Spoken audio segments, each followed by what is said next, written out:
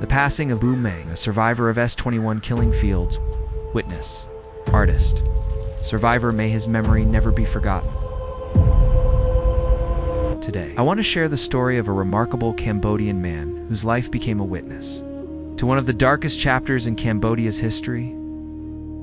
His name was Bou Meng. He survived the notorious S-21 prison in Phnom Penh, a place where thousands of Cambodians were imprisoned, tortured, and killed under the Khmer Rouge regime. Meng survived when almost everyone around him did not, and his ability to paint helped save his life. Yesterday, Cambodia lost this extraordinary survivor. Bou Meng passed away at the age of 85. Chapter 1, S-21 Killing Fields, between 1975 and 1979. The Khmer Rouge transformed a former school in Phnom Penh into a prison known as S-21. Today remembered as the Tuol Sleng Genocide Museum. More than 14,000 people are believed to have been imprisoned there. They were accused of imaginary crimes. Teachers, students, farmers, workers, intellectuals, entire families. Many were tortured and eventually taken away to be executed. Only a handful of prisoners survived, and Bou Meng was one of them. 2. The artist who survived. Meng was not spared because the Khmer Rouge showed him mercy. He survived because they discovered that he could paint. The prison authorities ordered him to produce realistic portraits of Pol Pot and other communist leaders. His artistic ability made him useful to the regime. For more than a year, his talent gave him something almost impossible inside. *21 call in time while other prisoners were disappearing around him. Bou Meng continued to paint. Every painting meant another day of life. But behind those paintings was unimaginable suffering. Chapter 3. The price of survived. S-21. But survival came at an enormous price. His wife was killed.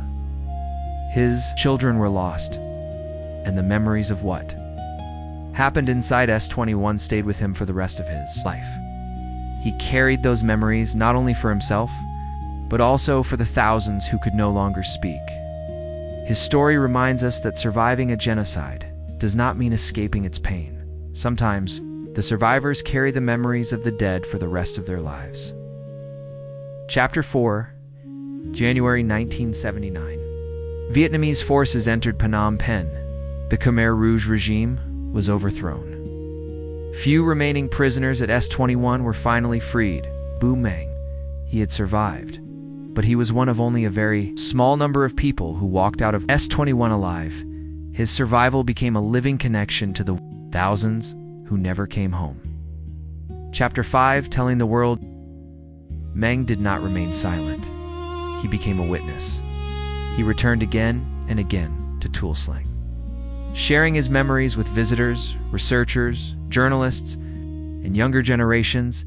He also became a witness at the trial of Khoeung Gek Eve, better known as Duch, the commandant of S-21. Before the extraordinary chambers in the courts of Cambodia, Meng's testimony helped put a human face on the history of S-21.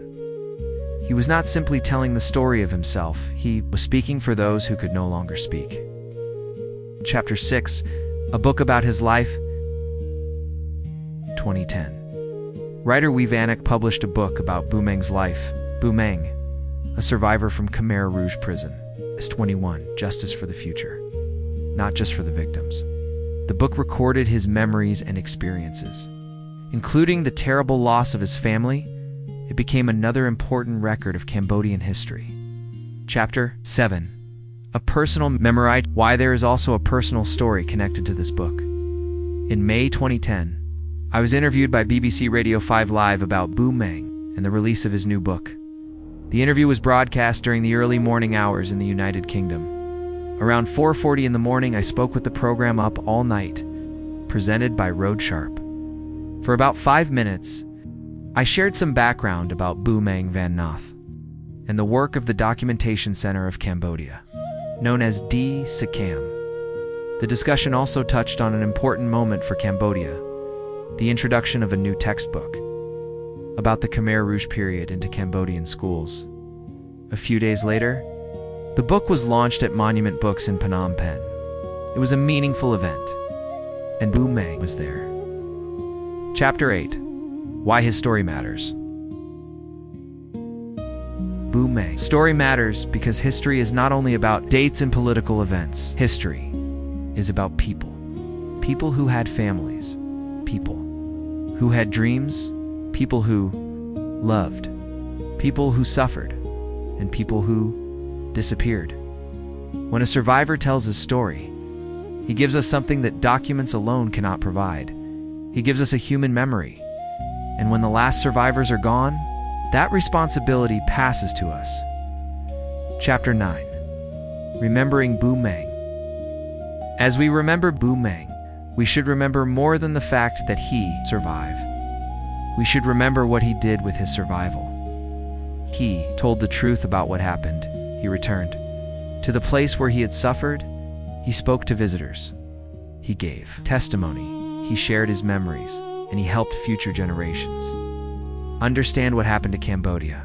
His paintings helped save his life.